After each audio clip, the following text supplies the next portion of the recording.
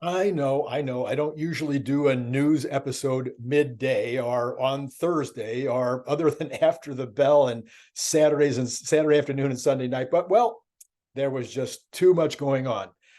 I'm going to talk to you about the Indian lab that is putting LK-99 back in play. That'll be the last story if you want to jump to that. But these other stories are so big, I had to do them first.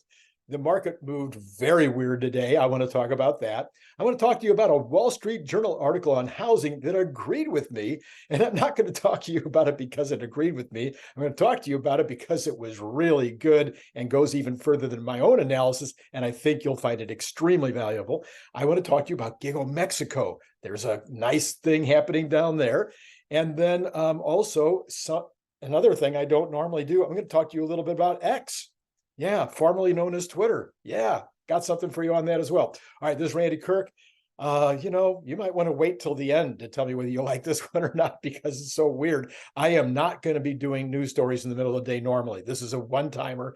Normally, I save this for interviews and essays and things of that nature. So this is a one time out. Raise your hand if you know what I'm going to say next. Yeah, yeah. Okay. Like, subscribe, notify. Yeah, all those things. Especially because why? Because Larry Goldberg, Saturday morning. You cannot miss the Saturday morning show. Miss tonight, miss tomorrow morning, noon, tomorrow night. Don't miss Saturday morning. All right. And then, of course, join Patreon. I've got a little slump going on right now. Come on, folks. Let's get a little more action going up at Patreon. All right. So let's start with X since it's so completely out of what I normally do. Well, it does apply to Tesla. Linda Yaccarino did her very first interview as a CEO of X, and she did an amazingly wonderful job. She handled all the questions quite nicely. But what was important for Tesla? Well, it was important that she said her job is well defined, and she says she has complete autonomy in her position. Now, we all know that's not 100% true. I mean, if you aren't, a major stockholder and you're not, the actual, head of everything. I mean, I've been there, and I even had one fellow that I wanted to hire to replace me as CEO tell me, I know you're not going to let me, be CEO. Anyway, but I think that the fact that she believes and thinks that she has really good autonomy and that her job is clearly defined, that was really good news for Tesla. More important, she says that X is nearing break even.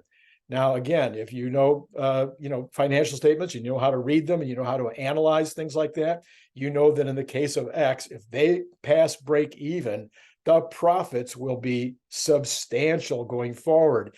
And if they're now getting enough viewership and they're now starting to get their advertisers back, which is, of course, why she did the interview today, is she's looking to get those advertisers back. And she gave all kinds of good reasons why that should happen. And then they're going to be adding new products and more new products and all kinds of good stuff. Well, Twitter's undoubtedly going to be a very highly profitable company. And my question is, did you ever doubt it? I know I didn't. If Elon Musk is doing it, and especially with regard to this one, it's his baby from way back when, from over like 20 years ago. This is what he wanted to do. No, this is going to be a successful company. I can assure you. Well, okay, what about the market today? It did a bunch of flips. And at first, I couldn't even come up with any kind of explanation. I literally spent hours this morning trying to find out what was triggering the sell-off. I mean, it went way up and then it came way back down. Then it bounced up a little and ended up, not much above break even. So here's what I found. I found these 4 items, I think. Yes, 4 items. Number one, the treasurer came in with the United States Treasury came in with lighter than expected receipts and therefore a much higher than expected deficit for the last month. This gives 2 months in a row where the deficit has been way up there, and August and September tend to be months when it's even higher. This is not good news, and there's an awful lot of people out there that are very concerned about the current deficit and what impact this is going to have, especially with the high interest rates right now. And we'll talk about that in a second. So this could definitely be a problem. But that didn't print until 2 o'clock New York time. So that couldn't have been the reason that the market fell off so badly. All right, then initial jobless came in higher than expected, but not by much. And surely that could spell a slowdown that would spook the market, because right now they're going to be concentrating on how is business rather than inflation and interest rates. So that could spook the market, but that wasn't it. All right. So then the Treasury also auctioned off 30-year bonds. They auctioned off 2-year and 10-year the last day or so, and those did okay. They found a market, but the 30-year was a very poor reception. It was a very light reception, and that drove yields up over 4% again. Now, that would definitely be something that would spook the market, but that was also later in the day, and the market actually improved right after that news hit. In fact, you could make the argument that this week's bond auctions might have done a little bit better than expected, because there was a lot of news going into it where everybody was, well, the pundits that follow this were saying it was going to be a lighter than, that was going to be tough to move all those bonds this week. And in fact, I reported on that earlier this week. Number 4, oil is my big concern, but oil took a big hit on the good inflation news.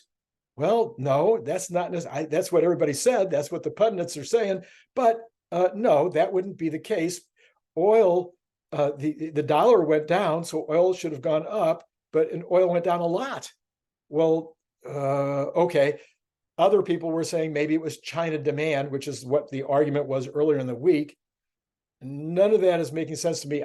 I still don't have an answer for why oil went down, except maybe profit taking, because it has gone up from 77 to 84. So maybe it was finally time to take it back down a bit after all of that move. Anyway, not sure about that. All right, so here's my analysis. The market got way too exuberant at the early news, way bigger than I would have expected. I would have expected maybe a 200-point rise on the Dow, maybe $7 to $8 on Tesla based on a solid CPI. But what happened, it was up 450 on the Dow and over 10 on Tesla. And that just wasn't sustainable on just what was a decent CPI. It wasn't a crazy good CPI. Anyway, they needed a huge beat to deserve that jump. Therefore, that's my story. What happened was it got way out here. Then there was profit taking, and that got overshot again to the bottom. Then there was kind of a recovery. And maybe by the end of the day, they were taking into consideration the lousy bond auction, the bigger than expected deficit, the oil being higher, and the initial jobless claims, maybe all those things. When I say oil being higher over this period of time, and that is going to affect, the CPI going forward. But maybe those things were weighing on it toward the end of the day, which may mean why we ended up just barely over break even. Anyway, that's all I got for you on that. So as for Tesla, besides Linda's good news for X, we also had an actual equipment on the ground in Mexico. We have stuff happening on the ground in Mexico. That is extremely good news to me. I've been very concerned that it's taking so long. And maybe it's extremely exciting to you too. So Tesla closed up 1.38% today, which was way ahead of the market, way ahead of its peers, all of which was not nearly what I would have thought. I would still have expected Tesla to have been up maybe 7-8 today, especially with this news coming in about X and about Mexico. That's what I think. So I think there's some run room for Tesla tomorrow. If the PPI report comes in well, I think the stock market will do a little better tomorrow again. And that means Tesla might go back up into that, what would have been 8 points, 9 points, 10 points today. All right. Well, what about that Wall Street Journal article? And I'm already out of breath, and I've got this long article to read to you, but it's really, really important. Stick with me on that. If you care about being able to judge the market going forward, judge the CPI going forward, this is an amazing analysis. So it says Thursday's report from the Labor Department on inflation showed that more than 90% of the increase in prices in July came from shelter. 90%. Everything else is down. Everything else is fine. Only shelter is continuing to contribute. Other big contributors were motor vehicle insurance. Now, okay, that's the other 10%. That motor vehicle insurance next year is going to come back down because you're not going to have the COVID-related used car prices and parts prices, which is what's causing the increase this year. So that's not going to be an issue next year. Okay, so the overall rate of inflation in July was in line with the expectations of economists polled by the Wall Street Journal, rising 0.2% on a seasonally adjusted basis, the same as June. That puts the 12-month increase at 3.2, down from the multi-decade peak of 9.1 just a year ago.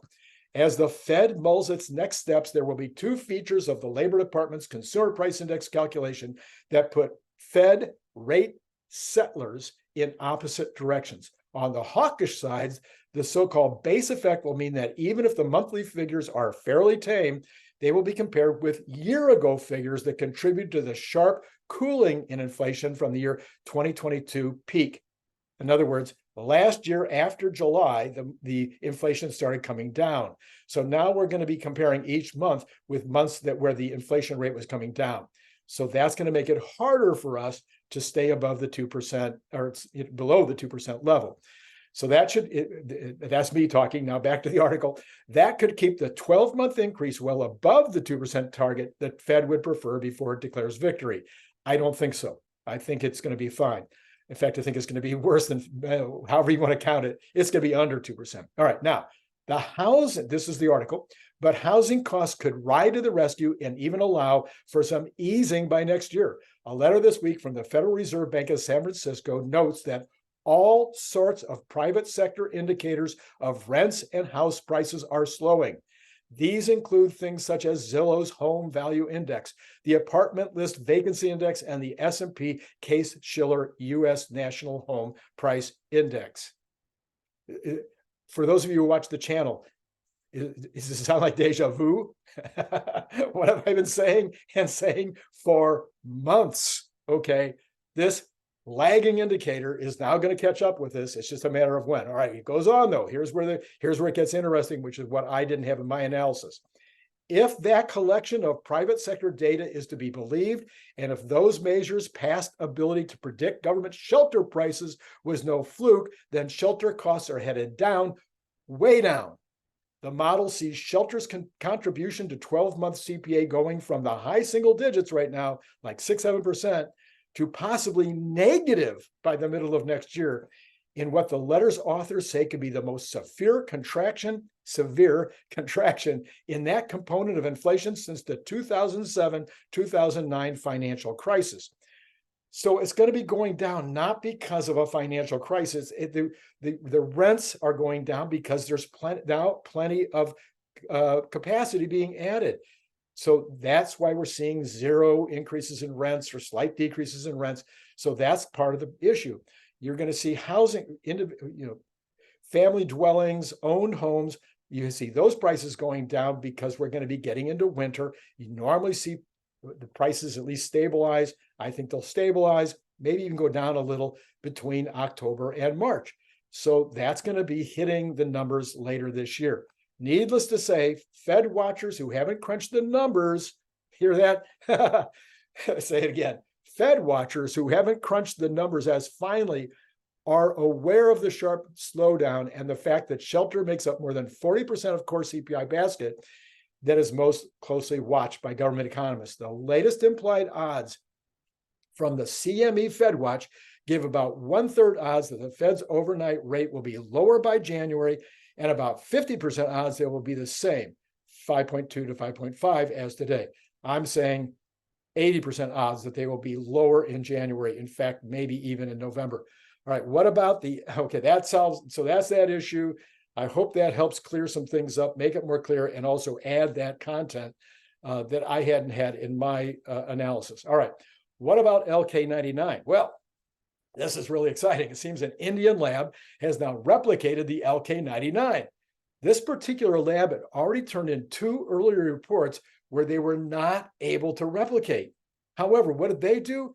They got on the phone. The Korean guys have been saying all along, the inventors have been saying, hey, call us up, talk to us. We'll walk you through it. We'll help you understand the formula. We'll help you understand how to make this souffle, as Brian Wang was putting it. So those Korean inventors helped them along, and guess what? They got it right this time.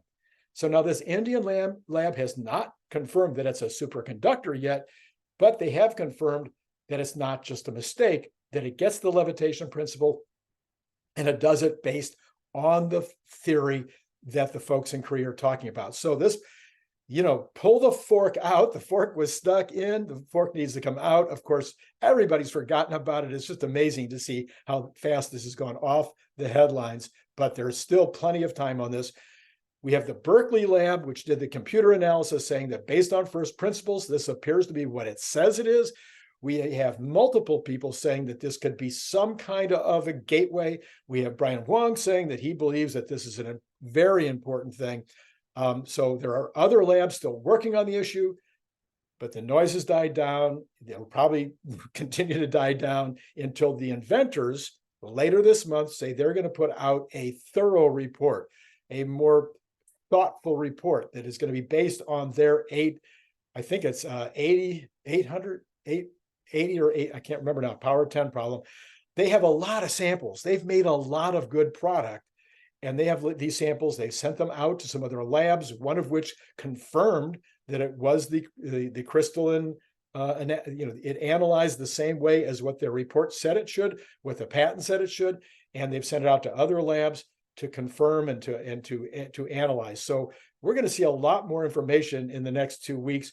And then eventually this report will come out from the fellows who invented it. We'll see what happens on that. Now, Brian and I did end up doing a video today, but we're not going to put it on my channel. We're putting it on his channel. So see the card above, wherever it is, see the card above, and check out what Brian's more thorough analysis was. Plus, we got into some other stuff about Tesla on that video. You're going to want to see that too. All right, so hit the like, hit the hit everything, slap the buttons, do whatever you can to help the channel, would you please? And then help my Patreon as well. The goal is 125. We're still sitting about 111. So we've got 14 to go. Lots of time, plenty of time. We can make it. But, why not beat it? Why don't we solve it now? And then I won't have to think about it anymore. All right. So after all of that, I hope you enjoyed it. Hit the like if you did. And then don't forget the Larry Goldberg on Saturday. That's a really, really good reason to hit notify. You do not want to miss that one. It's been great talking to you.